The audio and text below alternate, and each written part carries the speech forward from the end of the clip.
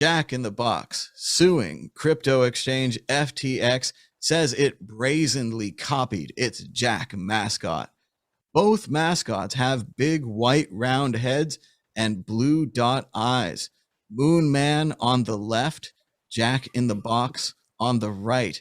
Peter Todd did FTX, which also bought Blockfolio, which also sponsored the umpires of the Major League Baseball World Series, which advertised with Matt Damon in a museum-like commercial with an African-American Satoshi astronaut. Did they steal Jack in the Box's logo? Or even better, did they steal Jack in the Box's logo on purpose to get more attention? Peter Todd. Well, as a guy with a fine arts degree, I can go tell you that what really matters is how the idea came about. Because just like movies, there aren't that many good ideas in art. So it's not that surprising when two different people come up with the exact same thing.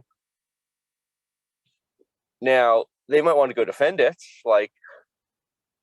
convincingly show otherwise, but yeah, maybe they stole it, maybe they didn't. Especially in logo design, you see tons of logos that are identical just because, how many boxes and circles and whatever are there out there? I mean, the idea of, making a logo of some white thing with, a bunch of eyes on it, that's an easy thing to go draw in 3D graphics. They could have come up with it independently. Maybe not. We'll see. See what the lawyers think. Josh Shigala, did they steal the Moon Man? No, but I definitely think they should sue every single child on Earth who makes a snowman this year, because it's time to bring down those copycat snowman building kids. I want to stand up for Jack in the Box here if no one else will. They clearly had the Jack logo. When I saw the Moon Man commercial, I thought that looks like a dirty Jack in the Box. Did you rub them through the dirt? And the moonness is not very clear. If I was FTX, I would have went with a more distinct moon mascot, like the McDonald's mascot Mac Tonight from the 1980s, who actually has a crescent moon-shaped head, as you can see from all of this prior art here. So yes, it's a very unoriginal commercial. I think perhaps intentionally designed to get sued. Where the hell did FTX come from anyway? They just appeared out of nowhere and it was suddenly big. This is an excellent question. As far as the basic details, there seems to be some kind of a cryptocurrency trading wunderkind who made tons of money, started his own exchange, called it FTX, and then went around buying things like Blockfolio. And that's the reason I know about them. But no, basically, yes, they seem to have tons of money and they want to be an exchange, and they sponsored the baseball. This thing in crypto.com is everywhere. They're sponsoring basketball players on the uniforms. It's crazy. We're mainstream now, man. We are totally mainstream. Exit question. What do you think about FTX's promotions? Will they be successful? Will FTX be the best exchange? Is it going to be Coinbase or Kraken, who recently started their own National Hockey League franchise to get more attention? Peter Todd? Kraken started a hockey league. There's a team in Seattle named the Seattle Kraken. I can only assume Jesse Powell is doing very well and owns a hockey team. It's just a rumor. I'm just, the problem is, with Bitcoin so big, I can't tell whether or not this is real or fake. It's only fake so far, but the team is real.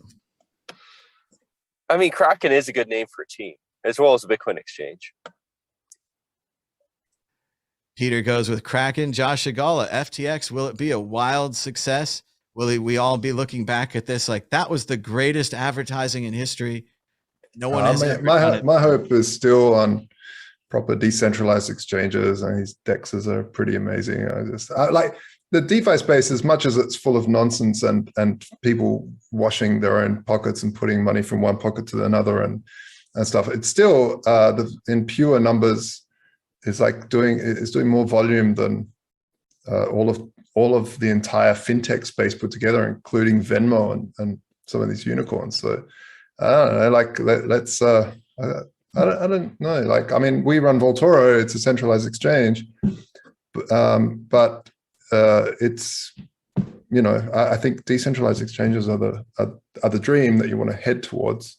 I don't know if it'll happen. All right, I'm going to use my 30 seconds to pitch you the perfect commercial for Strike.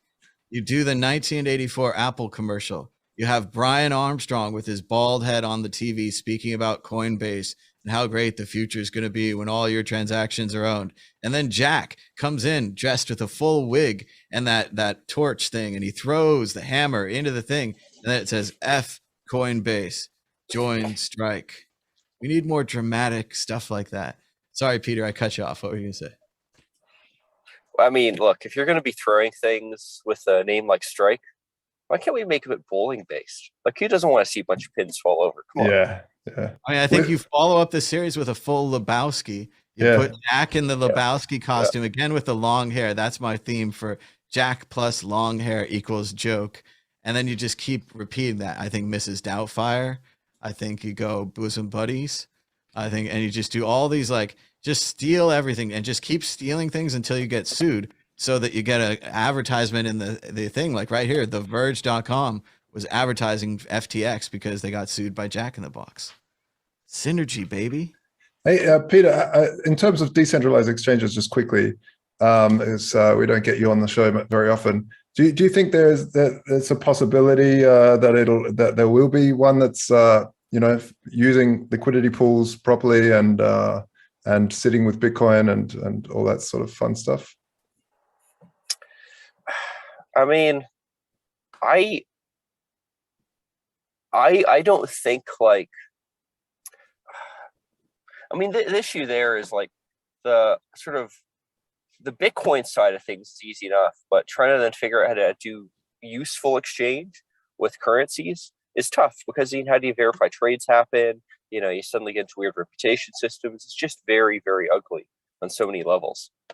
And it's just so hard to compete with something like Kraken, where there's a company and I know that, my Canadian dollars are going to wind up in my bank account, and that's that. Like, I use Kraken all the time, and, it works really well at what it does. And same things like with Bull Bitcoin. I mean, again, that's another one that I actually personally use. And, it may be centralized, but it's not custodial, in any real way. And it works. Like, it's just a very hard thing to compete with, I think. And what I think you're more likely to get is not so much decentralized exchange, but maybe decentralized order books in a way that then gets settled in somewhat more opaque ways than, say, a true centralized exchange would be.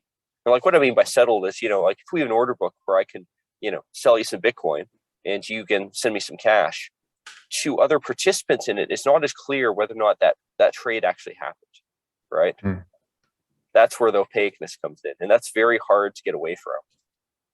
Yeah, until everyone starts accepting sort of some of these stable coins that are pegged to the fiat, then and that's only a transitional state between, that what we have now in, like, full Bitcoinization or full digital currency, whatever the heck the digital currency is. Maybe it is the US dollar, but like, there's just not that much room for these ideas. Yeah. Well, not with $60 of stakes and $8 petrol at the moment. Jesus, I saw the inflation is insane right now. They're heading towards hyper. There is an infinite amount of cash at the Federal Reserve. Yeah, there sure is. Well, I think I said on Twitter the other day how it's just hilarious to go accuse Bitcoin of trying to take down the US dollar when they're doing a perfectly good job all by themselves. Yeah, it's so true. That is spot on. Absolutely. Damn.